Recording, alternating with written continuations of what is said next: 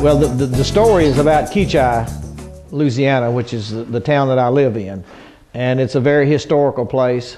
And it was pretty much settled in the 1830s. And the architecture there is still a lot of the 1840s, 1850s Greek Revival period. And but it just, I happened to be going through there on my way between Houston and Shreveport back in the late 1960s. And just kind of discovered a little town, just a little, you know, it's a little crossroad. And so I always kept going back there, and I got to meet the people there, and then I decided I wanted to paint there. I just wanted to work there, and so that's sort of how it all happened. I saw a bunch of men sitting on this old store porch in the middle of town that had been closed since like 1962, and I stopped to, and the gentleman there that was kind of looking after the store building gave me a tour and charged me $1 to go through the tour. And anyway, and so I sat down out there and started talking to them, and that's when I discovered all these wonderful faces, you know, and these features for these people and their stories, and that was just something I wanted to work on, and so I sort of all started. They were telling me stories of the old days when these were elderly men, and they were telling me a story from back in the, you know, the turn of the century, and back when the cotton days were big in that area, and how they were, you know, raised on the farm, and they were sharecroppers, and religious stories, stories about their music, and mainly, although, stories about horses. Everything there was like horses. Everybody had horses. And they would have all these stories about racing there in KEACHI and all the things that went on, you know, and back in the 30s, 20s, and 30s. They called that the panic. They talked about things that happened before the panic and after the panic. And so they were kind of the residuals of all of that. And they were pretty much retired, but, you know, they were really, really Gentile people, you know, and I really, and I just became sort of one of them, you know. Well, like maybe the story about where a man got killed in that store, you know, back in the 1800s and like in the 1890s, where there was a big feud between two men, and so this one man was riding. Of course, they were on horseback, and this one guy came out of a gate there. One morning, and a little boy threw rocks at the horse, and he spooked him, and the horse raised up, and the man got out, and as the old black gentleman told me about it, it says the guy got off and took a limb and brushed the boy. And so anyways, he came on into town, and everybody had heard the story. So one of the men in town who had a feud with this guy going on for years, well, he caught him downtown and threatened to kill him. So they had this big argument. So the one guy who was riding the horse, who had brushed the little boy, he went on in the store, and so about 10 minutes later, here comes the guy, you know, that was after him, that was, you know, kind of hacked off because he brushed the boy. So he came in, and they had their guns with them. And so when he walked in, well, this guy ducked down behind the counter over there, and this one fellow the other one walked down the hall, down the aisle over on the other side, and as soon as he got about even with him, well, he just raised up and shot him. And so they showed me this hole, like a .45 slug about this big around, in the wall where this all happened. So that was one of the first stories I heard when I came to KEACHI. That's kind of long, but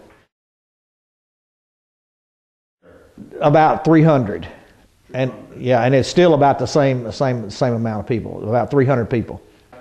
Probably about 65% black. It's probably more white there now, because most of these people have, you know, died, and they're all moving out, you know, away from there. Oh, there's lots of changes. When I first came there, everybody lived in like shotgun-style houses or little cottages, you know, with rusty tin roofs, you know, and they had outbuildings and they had chickens and cows and hogs.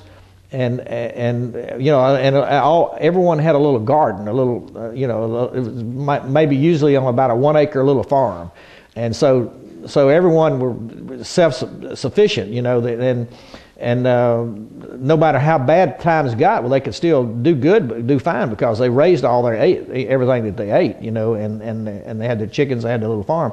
But anyway, about I don't know, around the 1990s or something like that, that all began to disappear as these people began to die, you know, and as they perished, so did their houses and their farms, and they just kind of, now everything's really just all grown up, and all the children, you know, the descendants of these people left, and if they did come back there, well, they wouldn't live in those houses. They'd want a trailer house or something, you know, and just something real temporary.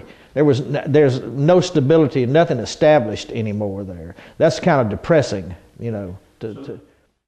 It's only the only developing almost going on there is like 1 acre lots for double wide trailers, and which was at the time when I came there, it was all rural fields, you know, for agricultural. And with dairy farms, you know, and cattle farms and stuff like that. And as the farmers are going out of business, well, they're selling their property to these large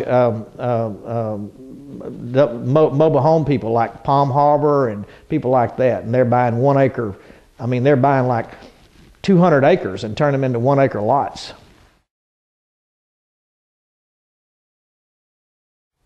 I feel like it's that the neglect, and I feel like that that the way of life that we've lost, you know, in that town or in that community or in that parish, is just terrible. And you know, it's not anything. I mean, it's like I say, it's almost depressing for me because I knew how it was and how it's degenerated now to this, and that we have no life stories anymore to hear, because the people who are moving there, they didn't survive off the land, or they you know, that was not a part of them, you know, and a part of their culture.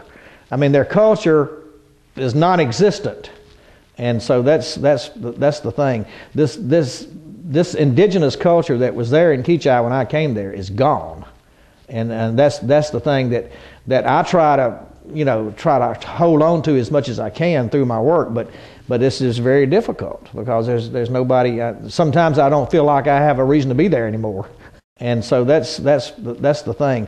This indigenous culture that was there in KEACHI when I came there is gone, and that's the thing that I try to hold on to as much as I can through my work, but this is very difficult because there's nobody. Sometimes I don't feel like I have a reason to be there anymore.